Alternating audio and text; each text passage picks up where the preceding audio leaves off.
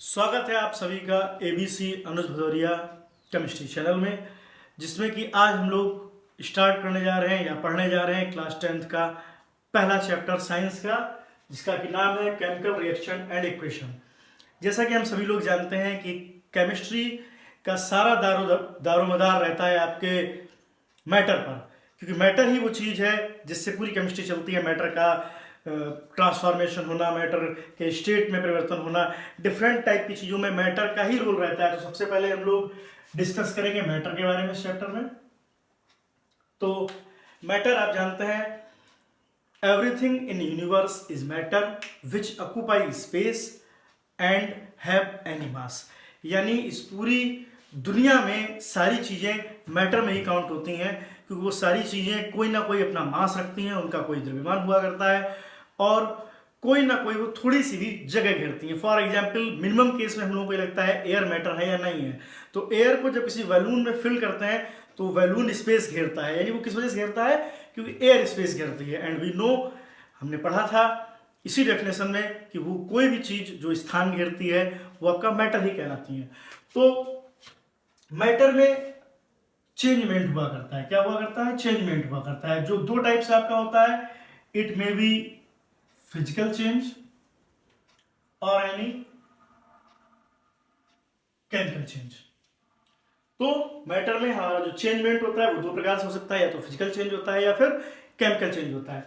Physical change वो change हुआ करते हैं जिनमें किसी भी मैटर के भीतर किसी भी प्रकार का कोई परिवर्तन या कोई भी चेंजमेंट नहीं आता है। सिर्फ उसकी ऊपरी सतह पर या ऊपर से दिखने वाली या बिना उसकी केमिकल इंड्रेंस में जाए हुए हम जो बाहर से ही समझ सकते हैं, वो सारे चेंजमेंट फिजिकल होते हैं।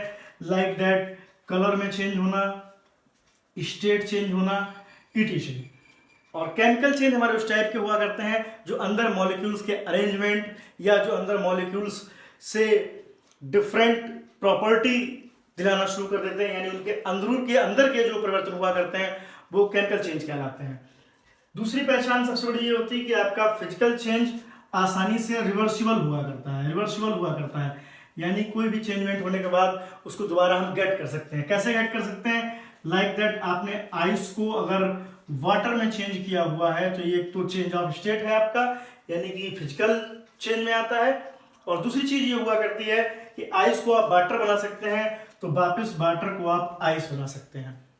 ध्यान रखिए, यहां पर आपका कोई भी केमिकल फार्मूला चेंज नहीं होता है। केमिकल फार्मूला आपका चेंज नहीं होता है, जबकि केमिकल चेंजमेंट होते समय ही आप उसको आसानी से पहले वाली स्थिति में दोबारा फाइंड नहीं कर सकते हैं। You can not get it reverse, यानी कि प्रायः ये रिवर्स नहीं होती हैं या आसानी से रिवर्स नहीं होती हैं, इस प्रकार हम कह सकते हैं। इनके लिए कोई ना कोई आपको केमिकल एक्टिविटी ही करनी पड़ेगी, तब इनमें चेंज होगा, वरना इनमें चेंज नहीं होगा। तो केमिकल रिएक्शन को भी हम कह सकते हैं कि मैग्नीशियम को in the presence of oxygen जब हम बर्न कराते हैं तो आपका MgO बनता है। MgO बनने के बाद मैग्नीशियम की क्वालिटी अलग होती है, ऑक्सीजन की क्वालिटी अलग होती है, जबकि मैग्नीशियम ऑक्साइड बनता है, उसकी प्रॉपर्टी खुद की अलग होती है। यानी केमिकल चेंज में हम यह भी जान सकते हैं कि रिएक्शन के बाद जो प्रोडक्ट बनता है उसकी प्रॉपर्टीज पूरी तरह से बदल चुकी होती हैं और आसानी से रिवर्सिबल नहीं होती हैं। मैग्नीशियम के बायर को बर्न कराने के बाद आप उससे दोबारा पहले जैसा मैग्नीशियम नहीं प्राप्त कर सकते हैं। तो आपने देखा, ये फिजिकल चेंज होते हैं और ये केमिकल चेंज हुआ करते हैं। फिजिकल चेंज में सिर्फ वो चीज़ें चेंज होती हैं जो हम ऊपर चेंज होती हैं, यानी किसी भी केमिकल ऑर्डर, किसी भी केमिकल कैरेक्टर को चेंज नहीं करती हैं, वो फिजिकल प्रॉपर्टी कहलाती हैं। लाइक दैट, कलर का चेंज हो जाना या स्टेट का चेंज हो जाना, इनसे सिर्फ फिजिकल प्रॉपर्टी के होने की संभावना होती है। ये आसानी से रिवर्सिबल होती हैं, इन्हें दोबारा वापस प्राप्त किया जा सकता है, जैसे आइस से वाटर और वाटर से आइस। अगली चीज, इसमें केमिकल फार्मूला चेंज नहीं होता है। आइस का केमिकल फार्मूला भी H2O होता है और वाटर का भी केमिकल फार्मूला H2O ही होता है। जबकि केमिकल साइड में हम आएंगे तो मैग्नीशियम और ऑक्सीजन मिलकर मैग्नीशियम ऑक्साइड बनाते हैं, यानी यहाँ पे न्यू कंपाउंड फॉर्म्ड होता है जिसकी केमिकल प्रॉपर्टी पिछले रिएक्टेंट से पूरी तरह डिफरेंट होती हैं। मैग्नीशियम और ऑक्सीजन की प्रॉपर्टी अलग है, जबकि मैग्नीशियम ऑक्साइड जो नया कंपाउंड बना है उसकी प्रॉपर्टी अलग होती है। फर्दर इसको आसानी से रिवर्स नहीं करा सकते हैं, यदि कुछ रिएक्शन में इनको रिवर्स कराया जाता है बट वो कंडीशनल होते हैं, उसमें आपको कोई फिक्स टेम्परेचर या कोई फिक्स प्रेशर देना होता है तब ही रिवर्स होते हैं, आसानी से रिवर्स नहीं होते हैं। फर्दर आपका केमिकल चेंज हो रहा है या ना हो रहा है, इसके लिए 5 ऐसे एक्टिविटीज होती हैं इनसे आप पहचान सकते हो कि यहाँ पर केमिकल चेंज हो रहा है या नहीं हो रहा है। One of them is change in colour, then another one is change in state, next one is change in temperature and then precipitation formed और इवोल्यूशन ऑफ गैस।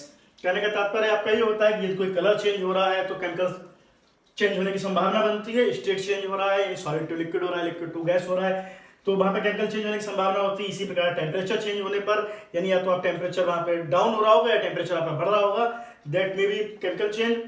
प्रेसिपिटेशन बन रहा होगा, प्रेसिपिटेशन का तात्पर्य इस प्रकार होता है, आपने देखा होगा कि किसी लिक्विड में हम कोई चीज घोलते हैं तो नीचे छोटे छोटे उसके दाने बारीक प्रकार के पार्टिकल्स जमा हो जाते हैं, इसको प्रेसिपिटेशन बनना कहते हैं। तो वहां प्रेसिपिटेशन बन रहा होगा या इवोल्यूशन ऑफ गैस हो रहा होगा, यानी कोई गैस इवॉल्व हो रही होगी, बाहर निकल रही होगी। ध्यान करने वाली बात आपको लेख रखनी है कि इनमें से किसी एक घटना का होना ये साबित नहीं करता है कि ये केमिकल चेंज होगा। इट में भी फिजिकल चेंज किसी एक का अगर होना, एक इनमें से कोई घटना हो रही हो, लाइक दैट कलर चेंज होना, तो कई फिजिकल चेंज ऐसे जहाँ पर कलर चेंज होता है। स्टेट चेंज होना, आपको एग्जाम्पल में बताया गया था, पानी से बर्फ बनना या बर्फ से पानी का बनना, स्टेट चेंज होता है। तो केवल किसी एक बिना पर आप ये नहीं कह सकते हैं कि ये केमिकल चेंज होता है, बट इतना जरूर श्योर है यहाँ पर 2 या 3 से अधिक घटनाएं यदि एक साथ होती हैं तो हम ये मान सकते हैं कि दैट में भी chemical change. Then next one is आपका केमिकल रिएक्शन आता है, when 2 or more reactants results under one or more compound then it is known as chemical reaction। यानी कोई भी 2 या 2 से अधिक चीजें मिलकर आपकी नई कोई चीज फॉर्म करती हैं तो इसको हम लोग केमिकल रिएक्शन कहते हैं, जो कि सीधा सा हम कह सकते हैं कि केमिकल चेंज जब भी होगा तो वहां पे कोई ना कोई केमिकल रिएक्शन फॉर्म्ड होगी, क्योंकि कोई ना कोई नया एलिमेंट बनेगा 2 या 2 से अधिक चीजों के बनने से या किसी एक के टूटने से कोई नया कंपाउंड बन रहा होगा, दैट आर आपकी केमिकल रिएक्शंस होती है। Next one is chemical equation. तो केमिकल इक्वेशन क्या होता है, किसी भी केमिकल रिएक्शन को सिंबॉलिक तरीके से किसी भी मेथड में शो करना, यानी बहुत ही शॉर्ट वे में होने वाली पूरी केमिकल घटनाओं को शो कर देना, आपका केमिकल इक्वेशन कहलाता है, जिसमें आपके कुछ सिंबल्स और तो फर्दर आपकी केमिकल रिएक्शन 2 प्रकार की होती हैं, या तो स्केलेटन होती है या फिर बैलेंस्ड केमिकल रिएक्शन हुआ करती है। लाइक दैट हम देख रहे हैं कि मैग्नीशियम की रिएक्शन आप ऑक्सीजन से कराते हो तो आपका मैग्नीशियम ऑक्साइड बनता है। मैग्नीशियम ऑक्साइड का फार्मूला MgO होता है और मैग्नीशियम का फार्मूला आपका Mg होता है, जबकि ऑक्सीजन गैस जो रिएक्शन करने आती है उसका मॉलिक्यूल O2 यानी कि डायटोमिक हुआ करता है। तो Mg + O2 MgO लिखा हुआ है, जबकि ये रिएक्शन पूरी तरह से बैलेंस नहीं है। क्यों नहीं है कि यहाँ पर मैग्नीशियम तो एक मॉलिक्यूल है, यहाँ पे मैग्नीशियम आपका एक है, बट ऑक्सीजन यहाँ पर 2 है, जबकि इस ओर ऑक्सीजन आपकी सिर्फ एक है। तो इस प्रकार की रिएक्शन जो हम लिखते हैं जहां पर हमने सूचना तो दी है किंतु वह सूचना पूरी तरह से बैलेंस नहीं होती है, वहां पर कुछ भी नया एक्स्ट्रा सा नंबर आ रहा है या एक्स्ट्रा सा नंबर कुछ कम पड़ रही है, लैक ऑफ नंबर्स, तो इस प्रकार की इक्वेशन को हम लोग स्केलेटन रिएक्शन कहा करते हैं, जिसमें केवल एलिमेंट्स या मॉलिक्यूल्स का नाम लिया जाता है, उनकी संख्याएं पूरी तरह से बैलेंस नहीं हुआ करती हैं। तो मैग्नीशियम + O2 और आप देखें यहाँ पे MgO लिखा हुआ है। जबकि इसी रिएक्शन को यदि हम बैलेंस कर लेते हैं कि यहाँ पर ऑक्सीजन 2 थी तो उन्हें बैलेंस करने के लिए आगे एक रफ नंबर 2 ले लिया, मैंने छोटा सा लिखा हुआ है 2 क्योंकि ये एक रफ नंबर है, may be hit and trial method के अंतर्गत हमको 3 भी लेना पड़ सकता है, 4 भी ले सकता है, 5 भी लेना पड़ सकता है। तो यहाँ पर 2 लिखा हुआ है, तो लोग पहले सबसे देखेंगे कि ऑक्सीजन जिसकी वजह से मैंने 2 लगाया था वो O2 इधर भी हो गया, इधर भी ऑक्सीजन को 2 टाइम्स यानी 2O हो चुका है, लेकिन हमारा साथ में मैग्नीशियम अब 2 बार हो गया है। जब मैग्नीशियम 2 बार हुआ तो इधर मैग्नीशियम को बैलेंस करने के लिए 2 लगा दिया। अब देख रहे हैं रिएक्शन बैलेंस है क्योंकि हमारा नंबर फाइनल है, तो इसी नंबर को फेयरली हम लोग बड़ा बड़ा लिख सकते हैं। अब देख सकते हैं 2 में Mg यहाँ पर है, 2 Mg यहाँ पर है, 2 ऑक्सीजन यहाँ पर है, 2 ऑक्सीजन यहाँ पर है। तो इस प्रकार से जब रिएक्शन हुआ करती है तो उसको बैलेंस्ड रिएक्शन कहा करते हैं, जहां पर नंबर ऑफ मॉलिक्यूल या नंबर ऑफ एटम हमारे बैलेंस होते हैं। तो ये बैलेंस करना क्यों होता है केमिस्ट्री में, और आपको याद रखिए फर्दर आपका फाइनल क्वेश्चन यही हुआ करता है। स्केलेटन केमिकल रिएक्शंस का कोई भी यूज नहीं होता है, आप आगे देखेंगे यूज में करनी होती है बैलेंस्ड, यानी जब तक आप कोई भी नंबर मल्टीप्लायर नहीं लगाते हैं या उसको दोनों तरफ से बैलेंस नहीं करते हैं तो वो आपकी स्केलेटन रिएक्शन कहलाती है, जिसका केमिस्ट्री में कोई विशेष यूज नहीं है। तो हमारे केमिस्ट्री में यूज हुआ करता है बैलेंस्ड इक्वेशन का, जिसमें बैलेंस करना रहता है नंबर्स को। बैलेंस क्यों करना रहता है, इसके लिए आपको याद होगा law of conservation of mass. Okay, law of conservation of mass chemistry में रहा करता है। आप जिस भी किसी नए केमिस्ट्री से रिलेटेड शब्दों को सुनते हैं तो यदि आपको कोई भी कंफ्यूजन होती है तो हमारी प्लेलिस्ट को आप चेक करते रह कीजिए, वहां आपको उस टॉपिक से रिलेटेड या उस शब्द से रिलेटेड कोई ना कोई वीडियो मिल जाएगा और वहां से आप सुन सकते हैं। Law of conservation of mass की आवश्यकता क्यों पड़ती है, वो हमने आपको बताया कि बैलेंस करने के लिए रिएक्शन को law of conservation of mass लिया जाता है। इसके आधार पर मास नाइदर भी क्रिएटेड एंड नॉर भी डिस्ट्रॉयड, यानी जितना मास हम लोग एलिमेंट्स या कंपाउंड्स का इधर लेके चलते हैं उतना ही कंपाउंड या मॉलिक्यूल का मास हमको इधर रखना होता है। तो यदि मैग्नीशियम के 2 मॉलिक्यूल यहाँ पे आए हुए थे तो जितना उसका मास इधर होगा उतना ही मास टोटल इन दोनों को ऐड करने के बाद, यानी कि मैग्नीशियम के 2 मॉलिक्यूल और O2 गैस के 1 मॉलिक्यूल का मास जब ऐड कर देंगे वो उतना ही होगा जितना इधर 2 mgU का मास होगा। ओके, तो फिलहाल आपको जो भी इंपॉर्टेंट टॉपिक लगा करें, यदि आपको अच्छे लगे, जैसे ये 10th का वीडियो आपका साइंस का चल रहा है, इस वीडियो को अपने फैमिली मेंबर्स या अपने रिलेशन में जो और स्टूडेंट होते हैं उन तक पहुंचाने के लिए शेयर जरूर कीजिए, सब्सक्राइब कीजिए चैनल को, और लाइक। इस प्रकार की वीडियो में आपको लगातार इस प्रकार लेके चल रहा हूं कि आप क्विक रिवीजन कर सकें, आप बहुत ही कम समय में पूरे चैप्टर का लगभग अध्ययन कर सकें। इसलिए मैं बहुत ज्यादा डीप भी नहीं जा रहा हूं, चैप्टर को बहुत ज्यादा लेंथी भी नहीं करना चाह रहा हूं, और इंपॉर्टेंट नोट्स को डायरेक्ट मैं आपको लिखा रखा है बिल्कुल सामने लेके आ रहा हूं ताकि उसमें ज्यादा से ज्यादा आपका समय वेस्ट ना हो सके। तो ध्यान दीजिए, यहाँ पर केमिकल रिएक्शन को उनके अरेंजमेंट के आधार पर 5 टाइप्स से डिस्ट्रीब्यूट किया जाता है। First one is combination reaction, second one is decomposition, third one is displacement, fourth one is double displacement and last one is redox reaction.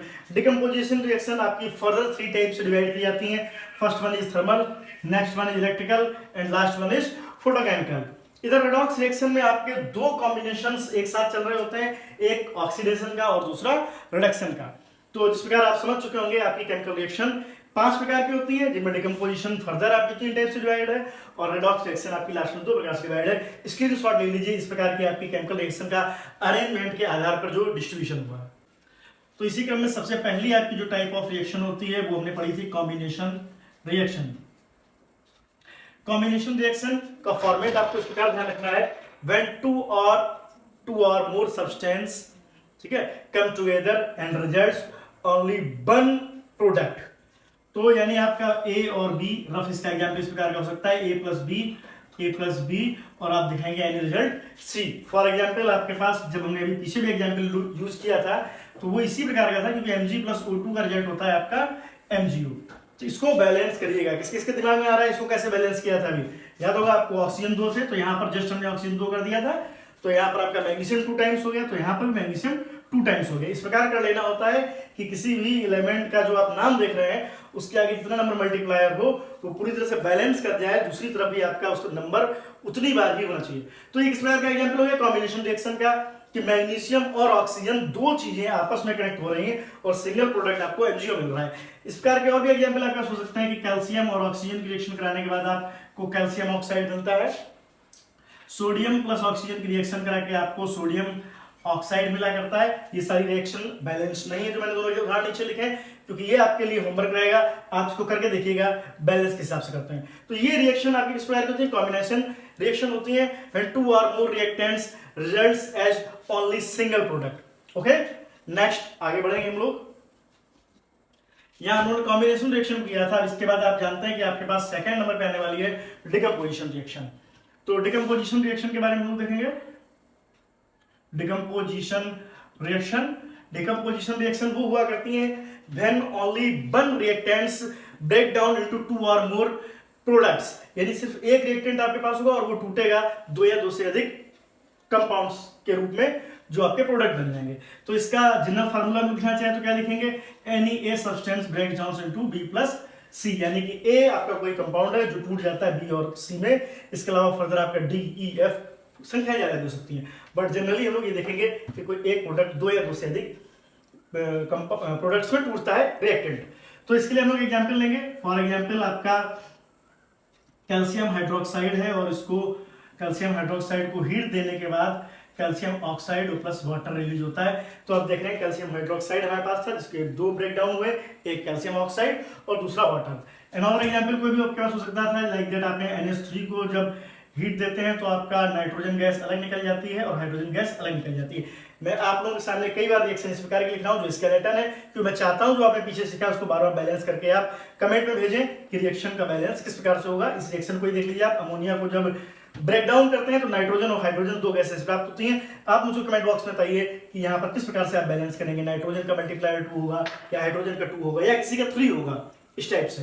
तो ये आपने पढ़ा डिकम्पोजिशन रिएक्शन, यानी कि जब कोई एक ही कंपाउंड आपका 2 टुकड़ों में टूट जाता है, 2 या 2 से अधिक टुकड़ों में टूट जाता है, तो उसको डिकम्पोजिशन रिएक्शन कहते हैं। मैंने आपको लास्ट क्लिप में बताया हुआ है कि डिकम्पोजिशन रिएक्शन फर्दर 3 टाइप से डिवाइड की जाती हैं, यानी इसके 3 केस बनते हैं डिकम्पोजिशन रिएक्शन के। फर्स्ट आपका है थर्मल, सेकंड आपका होता है इलेक्ट्रोलाइसिस, जिसको कहते हैं इलेक्ट्रोलाइसिस, और लास्ट वन इज आपका फोटोकेमिकल। डिकम्पोजिशन में आपकी सबसे पहली टाइप थी थर्मल डिकम्पोजिशन। थर्मल डिकम्पोजिशन उस टाइप की होती है इसमें आपको थर्मल शब्द का अर्थ निकालना है। थर्मल का मतलब होता है तापमान से रिलेटेड है ये। तापमान यानी कि आप जैसे ही इसको गर्म करते हैं तब इसमें ब्रेकडाउन होता है। तो इस टाइप के एग्जांपल के लिए आप सबसे कॉमन आपके पास यही होता है, कैल्शियम हाइड्रोक्साइड को जब हम हीट देते हैं तो आपका result calcium oxide plus water के रूप में हुआ करता है। अर्थात किसी भी जो पदार्थ जिन्हें हम लोग टेम्परेचर देते हैं उस टेम्परेचर की वजह से उनमें ब्रेकडाउन होता है या उस टेम्परेचर की वजह से वो डिकम्पोज होते हैं। तो इस प्रकार के डिकम्पोजिशन थर्मल डिकम्पोजिशन कहलाते हैं। प्रायः इसमें ऐसे पदार्थ हुआ करते हैं जिनको गर्म करने पर उस पदार्थ में यानी उस मैटर में कोई विशेष क्षति आने वाली ना हो, उसका डायरेक्ट बर्निंग ना शुरू हो जाए। इस टाइप के पदार्थ हम लोग ले सकते हैं। नेक्स्ट वन आपका है इलेक्ट्रोलाइसिस। इलेक्ट्रोलाइसिस डिकम्पोजिशन होता है या इलेक्ट्रो डिकम्पोजिशन जो होता है उसमें इस टाइप के एग्जांपल हुआ करते हैं जिनको इलेक्ट्रिसिटी देने पर आप ब्रेक डाउन कराते हो, यानी जिन कंपाउंड्स को, जिन रिएक्टेंट्स को आप गर्म करें वो नहीं, जिनको आप टेम्परेचर दें वो नहीं, जिनको आप इलेक्ट्रोलाइसिस कराएं यानी उनको कैथोड और एनोड से कनेक्ट कर दें, तो उसके बाद जो उनमें डिकम्पोजिशन होता है उस टाइप के डिकम्पोजिशन इलेक्ट्रोलाइसिस डिकम्पोजिशन या इलेक्ट्रो डिकम्पोजिशन कहलाते हैं। फॉर दैट इसके लिए सबसे पॉपुलर एग्जांपल आपका H2O का हुआ करता है। H2O को जब हम इलेक्ट्रोलाइसिस कराते हैं तो हमारे पास result hydrogen plus oxygen gas हुआ करती है। बैलेंस कर लेना, इस रिएक्शन को आपकी प्रैक्टिस होती रहेगी। तो वाटर का इलेक्ट्रोलाइसिस कराने पर हाइड्रोजन और ऑक्सीजन गैस प्राप्त होती है।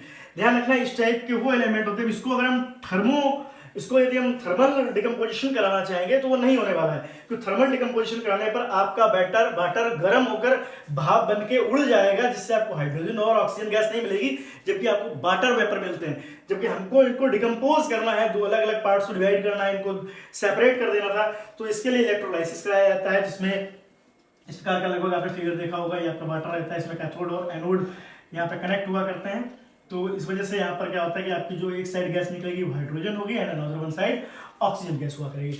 थर्ड वन टाइप आप जो पढ़ने जा रहे हैं वो आपका होता है photo chemical decomposition. Photochemical decomposition में क्या हुआ करता है कि आप फोटो शब्द याद रखिए, फोटो आपका लाइट से रिलेटेड होता है, तो जिसमें आप केवल लाइट से ही केमिकल डिकम्पोजिशन करा रहे हो, तो ऐसी लाइट में सबसे इंपॉर्टेंट आपकी जो सबसे पॉपुलर लाइट हुआ करती है सनलाइट। तो इस टाइप के एग्जांपल में आपको क्या देखने को मिलेगा कि आप किसी ए कंपाउंड को in the presence of sunlight of breakdown करा रहे होंगे। लाइक दैट इसमें ऐसे आपके कंपाउंड हुआ करते हैं जो बहुत ही कॉस्टली होते हैं, महंगे कंपाउंड हुआ करते हैं प्रायः, क्योंकि उनको यदि आप गर्म करेंगे तो उनके गलने की संभावना रहती है, यदि आप उनको इलेक्ट्रोलाइसिस करा देंगे तो भी उनको बर्न होने की संभावना रहेगी, यानी उन पर दी जाने वाली हीट बहुत ही डाउन लेवल की रहने वाली है कि इतनी हार्ड ना हो कि उस कंपाउंड का लॉस हो सके किसी प्रकार का। तो महंगे कंपाउंड यानी एग्जांपल लेने वाले like that AgCl2, silver chloride, देख रहे होंगे आप सिल्वर से बनी हुई चीजें प्रायः महंगी हुआ करती हैं। तो सिल्वर क्लोराइड को in the presence of sunlight हम तोड़ते हैं तो आपका सिल्वर और क्लोरीन नाम की गैसें प्राप्त होती है। सिल्वर नाम का मेटल और क्लोरीन नाम की गैस आपको प्राप्त होती है। और सिल्वर एक महंगी धातु है, इसको ना तो हम सीधे थर्मल डिकम्पोजिशन करा सकते हैं, ना ही इसको इलेक्ट्रोलाइसिस करा सकते हैं, केवल सनलाइट के प्रेजेंस में इसकी तस्तरी को रख दिया जाता है और फर्दर उसमें क्लोरीन गैस बनकर उड़ जाती है और सिल्वर हम लोग अलग प्राप्त हो जाता है। पहचान याद रखनी है आपको, इसके डिफरेंट एग्जांपल्स बुक्स में मिलते रहेंगे, उनको रटने की आवश्यकता नहीं है। यहाँ पे पदार्थ वो हुआ करते हैं जो प्रायः सॉलिड की फॉर्म में होते हैं, यहाँ पर प्रायः पदार्थ आपके वो हुआ करते हैं जो बहुत ज्यादा कॉस्टली नहीं है, मिड कॉस्टली है केवल, अर्थात ना बहुत ज्यादा महंगे हुआ करते हैं ना बहुत ज्यादा सस्ते हुआ करते हैं। इलेक्ट्रोलाइसिस में प्रायः आपको लिक्विड मिला करेंगे एग्जाम्पल में, इसके अलावा यदि कोई सॉलिड मिलता भी है तो उसकी कोटिंग इस प्रकार की होगी कि वह गर्म करने पर पिघलता होगा, जबकि हमको पिघलाना नहीं है, क्योंकि पिघलने से स्टेट चेंज होती है, डिकम्पोजिशन की गारंटी नहीं होती, हमको डिकम्पोजिशन कराना था। और यहाँ पर आपके ज्यादातर महंगे पदार्थ हुआ करेंगे, कॉस्टली पदार्थ हुआ करेंगे, जिनमें कोई महंगी धातु लाइक दैट सिल्वर, गोल्ड, इस प्रकार से बने हुए कंपाउंड। नेक्स्ट वन आपके सामने जो आता है वो आपका होता है डिकम्पोजिशन रिएक्शन। क्या पढ़ चुके हैं आप? आपको ध्यान रखना है, आप पढ़ चुके हैं कॉम्बिनेशन रिएक्शन, उसके बाद आपने पढ़ा था डिकम्पोजिशन। डिकम्पोजिशन के फर्दर 3 टाइप थे, इसको मैंने एक्सप्लेन किया था। And next one decomposition. आपको याद दिलाते चले, मैं इस चैप्टर को बहुत क्विक वे में करा रहा हूँ। इसका मुख्य कारण ये है कि आप बहुत कम समय में पूरे चैप्टर को समराइज कर सकें, बहुत आसानी समझ सकें। खासकर एग्जाम टाइम्स के लिए आपके लिए वीडियो बहुत ही इंपॉर्टेंट होने वाली है। इसको आप सेव रखिए अपनी प्लेलिस्ट में। इसके अलावा आपको जो भी नए वर्ड्स मेरी केमिस्ट्री के शब्दों में मिल रहे हो, तो उनके लिए कहीं ना कहीं मेरी प्लेलिस्ट में कहीं ना कहीं आपको कोई ना कोई वीडियो मिल जाएगा उस टर्म्स रिलेटेड। आप सर्च करते रहिए, हमारे चैनल पर ही पर्याप्त मात्रा में मटेरियल होगा। और जब आपको वीडियो अच्छी लगे, आपको लगता है आपने किसी क्लासमेट को या अपने किसी फैमिलियर बच्चे को ये शेयर करना हुआ, तो आपको शेयर करना है चैनल को, सब्सक्राइब करना है स्वयं, और लाइक करते रहना है वीडियोज को, ताकि हमें मोटिवेशन मिलता रहे। और इसी प्रकार के क्विक वीडियोज या ट्रिक्स, इस प्रकार का बिल्कुल क्वालिटी मटेरियल आपको लगातार देते रहें। डिकम्पोजिशन रिएक्शन के लिए आपको ये ध्यान रखना होता है कि आपके पास एक कंपाउंड होगा, अनदर कोई कंपाउंड होगा, जिनके रिप्लेसमेंट से आपके पास फर्दर पुनः कोई 2 कंपाउंड बन रहे होंगे। देख रहे हैं आप, लेकिन मैंने इसको बड़ा बनाया है, गोला यहाँ पर बड़ा बनाया हुआ है, यहाँ पे छोटा बनाया है, यहाँ पे छोटा बनाया है। इसका रीजन यहाँ पे होता है कि आपके पास यहाँ पर कोई आयनिक या ऐसा कंपाउंड मिलने वाला है जिसके पास प्लस या माइनस दोनों प्रकार के आयन अवेलेबल होंगे। फॉर एग्जाम्पल, आपने देखा कि यदि हम NaCl की रिएक्शन K से करा रहे हैं, तो आपको हम KCl और Na नाम का प्रोडक्ट बना के दे रहे हैं।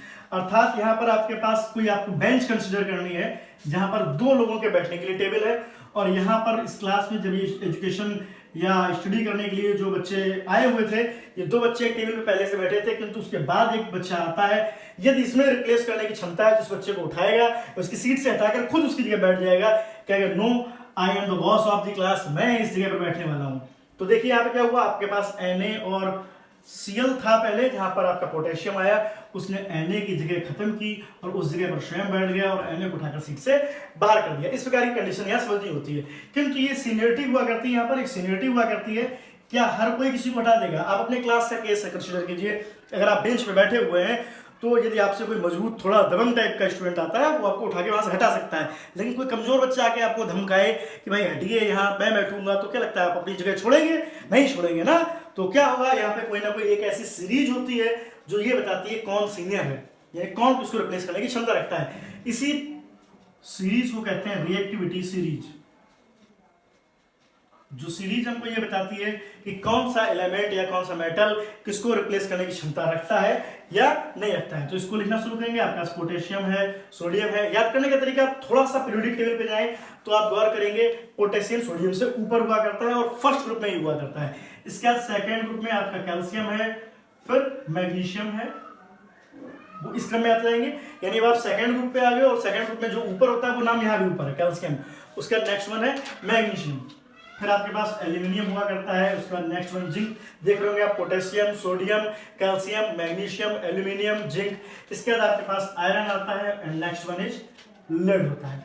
लेड के बाद यहाँ पे H लिखा रहता है, हाइड्रोजन, जो कि मेटल नहीं है। किंतु हाइड्रोजन का यहाँ पे एक पोजीशन बनाने का रीजन ये है, हाइड्रोजन की पोजीशन बनाने का रीजन ये है कि हाइड्रोजन आपको वाटर और एसिड के बिहेवियर इन मेटल के प्रति जो होते हैं वहां भी उत्तरदायी बनाता है। यानी कि थर्ड चैप्टर जब मैं आपका स्कूल का पढ़ा रहा हूँ, 10th का पढ़ा रहा हूँ, तब आप देखेंगे कि इस हाइड्रोजन का होना ही आपको बताएगा कौन सा मेटल एसिड से रिएक्शन कर सकता है और कौन सा मेटल एसिड से रिएक्शन नहीं करता है, क्योंकि एसिड में हाइड्रोजन पाया जाता है। फिलहाल इसके आगे की लिस्ट के लिए आप इधर आ जाइए। हाइड्रोजन के बाद आपके पास नीचे आप देख सकते हैं कि कॉपर, कॉपर के बाद मरकरी, मरकरी के बाद सिल्वर और सिल्वर के बाद गोल्ड। बुक्स में प्राय आपको नहीं मिलता है ज्यादातर, लेकिन याद रखिए एक और कॉस्टली होती है प्लेटिनम, जो इसके जस्ट नीचे आती है। तो स्क्रीनशॉट ले सकते हैं आप रिएक्टिविटी सीरीज का, जो मैंने 2 टुकड़ों में लिखी हुई है। हाइड्रोजन और हाइड्रोजन से ऊपर वाले एक जगह पे लिखे हैं, जबकि हाइड्रोजन और हाइड्रोजन से नीचे वाले सारे नाम मैंने एक जगह पे लिखे हुए। तो पुनः मैं दोहरा देता हूं इनको, potassium, sodium, calcium, magnesium, aluminium, zinc, iron, lead, last one is hydrogen यहाँ पर। और हाइड्रोजन का फर्दर ये इसी के नीचे का सीन है, मैंने नेक्स्ट क्रिएट कर दिया है, क्योंकि जो एसिड से रिएक्शन नहीं करते हैं ये सारे वो नाम है, copper, mercury, silver, gold and last one is platinum. इस सीरीज को आपको पहले तो याद रखना है। याद रखने के अलावा इसका अगर कॉन्सेप्ट मैं आपको दिमाग में दूं ताकि आपको रटना ना पड़े, तो हाइड्रोजन के ऊपर के जो नाम है ये वो होते हैं जो एसिड या वाटर के साथ रिएक्शन कर सकते हैं, वो आसानी से रिएक्ट करके खराब हो सकते हैं। जबकि यहाँ पर जो हाइड्रोजन के नीचे के नाम है ये सब वो होते हैं जो प्रायः एसिड से रिएक्शन नहीं करते हैं या वाटर के साथ रिएक्शन नहीं करते हैं। तो ये कंपाउंड ज्यादा, ये एलिमेंट्स या इनके मॉलिक्यूल्स जल्दी खराब नहीं होते हैं। इसके बाद इनकी कीमत का भी क्रम लगभग यही रहा करता है, जो जितना नीचे नाम आ रहा है, जो जितना लास्ट में नाम आ रहा है, वो उतनी महंगी धातु होगी। वो महंगी इसीलिए वो जल्दी रिएक्शन नहीं करती है। इसीलिए एक सलाह दी जाती है कि शेर हमेशा अकेला चलता है, या अपने आप को डिफरेंट बनाओ। जो लोग डिफरेंट हुआ करते हैं उनकी समाज में कीमत हुआ करती है। लाइक दैट एलिमेंट्स में रूल भी लागू होता है। तो आप देख पा रहे होंगे प्लेटिनम बहुत महंगी धातु है, सबसे महंगी धातु है इन सब में, तो उसको सबसे नीचे रखा गया रिएक्टिविटी, क्योंकि सबसे कम रिएक्टिव है। नीचे रखने का मतलब उसकी वैल्यू कम है ऐसा नहीं आपको समझना है, वो रिएक्शन कम करती है, बहुत लेट रिएक्शन करती है, आसानी से रिएक्शन नहीं करती, इस टाइप वाली बातें। तो प्लेटिनम, उससे ऊपर गोल्ड है, उसके ऊपर सिल्वर है, यही इनकी महंगाई का क्रम है। प्लेटिनम बहुत महंगी होती है, गोल्ड उससे कम, और सिल्वर उससे कम महंगा होता है। मरकरी, कॉपर सस्ते हैं, इसी टाइप से नाम लिखे हुए हैं। पोटेशियम, सोडियम बहुत ज्यादा रिएक्टिव हुआ करते हैं, जिसका हाई स्कूल में कॉमन क्वेश्चन भी रहता है कि वो कौन सा मेटल है जिसको कैरोसिन में डुबो के रखा जाता है ताकि वो जल्दी रिएक्शन ना करे, तो इसमें आपका पोटेशियम ना हुआ करता है। ये रिएक्टिविटी सीरीज ये निर्धारित करती है आपको कि यहाँ पर आने वाला एलिमेंट या यहाँ पर आने वाला जो मॉलिक्यूल होगा, क्या वो पिछले मॉलिक्यूल में कुछ डिफरेंस ला सकता है या नहीं ला सकता है। तो NaCl के सामने जब पोटेशियम आएगा तो रिएक्शन होगी, क्योंकि पोटेशियम में वो पावर है, वो NaCl को रिएक्ट हटा सके और उसकी जगह ले सके। तो यहाँ पर KCl हो जाएगा और Na अलग हो जाएगा, उसको बाहर कर देगा उठा के। इसी टाइप से यदि आपके सामने लिखा गया होता क्या KCl प्लस Na नाम की कोई रिएक्शन हो सकती है, तो आप लिखेंगे नो, कोई रिएक्शन नहीं होगी। यहाँ पे नो रिएक्शन लिख सकते हैं आप, क्योंकि पोटेशियम क्लोराइड से पोटेशियम को रिप्लेस कर दे, इतनी पावर या इतनी क्षमता सोडियम में नहीं है। तो जैसा कि हमने देखा था, रेडॉक्स जो होता है वो आपको दो प्रकार से डिस्ट्रीब्यूट किया जाता है कि एक तो आपका रिडक्शन हुआ करता है और नेक्स्ट वन आपका ऑक्सीडेशन हुआ करता है। तो हेंस ऑक्सीडेशन में आप देखेंगे कि ऑक्सीडेशन होने की तीन शर्तें होती हैं, या तो एडिशन ऑफ ऑक्सीजन हो, ये आपका रिमूवल ऑफ हाइड्रोजन हो, या आपका लूज ऑफ इलेक्ट्रॉन हो। तो देख पा रहे हैं आप, ऑक्सीडेशन में आपके पास तीन कंडीशन होती हैं कि या तो आपके पास एडिशन ऑफ ऑक्सीजन हो, या आपके पास रिमूवल ऑफ हाइड्रोजन हो, या आपके पास लूज ऑफ इलेक्ट्रॉन हो। हिंदी में कन्वर्ट करते हैं इसको, यानी या तो आपके पास ऑक्सीजन जुड़ रही हो, या आपके दिए हुए कंपाउंड से हाइड्रोजन रिमूव हो रही हो, या दिए हुए कंपाउंड में इलेक्ट्रॉन का लूज हो रहा हो किसी कंपाउंड के नेम में। तो ये आपका क्या होता है, ऑक्सीडेशन कंडीशन होती है। रिडक्शन की कंडीशन इससे जस्ट बिल्कुल उल्टी होती जाएगी। वहां पर आपका एडिशन ऑफ ऑक्सीजन था, तो यहां पर आपके पास रिमूवल ऑफ ऑक्सीजन होगा, नेक्स्ट ईयर होगा, या आपके पास यहां पर क्योंकि रिमूवल ऑफ हाइड्रोजन था तो रिडक्शन में आपके पास एडिशन ऑफ हाइड्रोजन होगा, यानी उसमें अगर आपके पास ऑक्सीजन छूट रही थी, सॉरी मिल रही थी, तो यहाँ पर ऑक्सीजन आपके पास से हट रही होगी। यहाँ पे आपके पास हाइड्रोजन छूट रही थी, तो यहाँ पर उल्टा है, आपके पास हाइड्रोजन मिल रही होगी। यहाँ पे लूज ऑफ इलेक्ट्रॉन है, तो निश्चित तौर पर यहाँ आपके पास गेन ऑफ इलेक्ट्रॉन होगा। तो पहले आपको फाइनल बात में आपको समझिए, जहां जहां भी रिडक्शन होता है वहां पे ऑक्सीडेशन साथ में हुआ करता है। इस प्रकार की प्रोसेस को कंबाइंड रूप से मिलाकर रेडॉक्स अभिक्रिया कहते हैं लोग, ये रेडॉक्स रिएक्शन कहते हैं।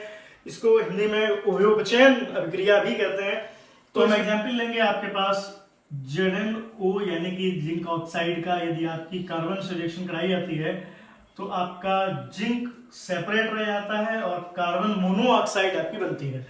तो यहां पर देखेंगे हम लोग, जिंक जो है वो ऑक्सीजन अपने पास से रिमूव कर रहा है, जिंक अपने पास से ऑक्सीजन रिमूव कर रहा है। तो इनमें हम ढूंढेंगे कि यदि कोई भी कंपाउंड अपने पास से ऑक्सीजन को रिमूव कर रहा हो तो वो क्या कहलाता है, रिडक्शन कहलाता है। तो यानी यहाँ पर आपकी रिडक्शन प्रोसेस हो रही है, और मैंने आपको बोला था जहाँ भी रिडक्शन होगा वहां साथ में ऑक्सीडेशन भी हो रहा होगा। तो ऑक्सीजन ढूंढने के लिए हम लोग देखेंगे कि कार्बन को ऑक्सीजन मिल रही है, तो कार्बन को ऑक्सीजन मिल रही है यानी एडिशन ऑफ ऑक्सीजन, यानी कि ऑक्सीडेशन प्रोसेस हो गई आपकी, तो इसको क्या कहेंगे, ऑक्सीडेशन कहेंगे।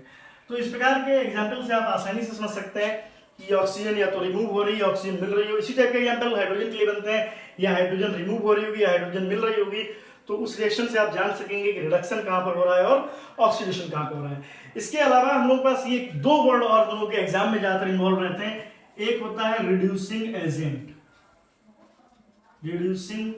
एजेंट, और दूसरा आपके पास रहता है ऑक्सीडाइजिंग एजेंट। तो इन वर्ड्स के लिए आपको बहुत ज्यादा कंफ्यूज नहीं होना है, आपको रटना भी नहीं है। ये ध्यान रखिए कि इसका रिडक्शन हो रहा होगा, उसका रिड्यूसिंग एजेंट दूसरा वाला होगा, यानी ZnO का अगर रिडक्शन हो रहा है तो आपका रिड्यूसिंग एजेंट जो होगा वो कॉपर होगा, कौन सा होगा, सॉरी कार्बन होगा। और जबकि जिसका ऑक्सीडेशन हो रहा है उसके अलावा जो दूसरा रिएक्टेंट उपलब्ध होगा वो आपका ऑक्सीडाइजिंग एजेंट होगा, यानी यहाँ पे आपका ZnO जो है वो ऑक्सीडाइजिंग एजेंट होगा।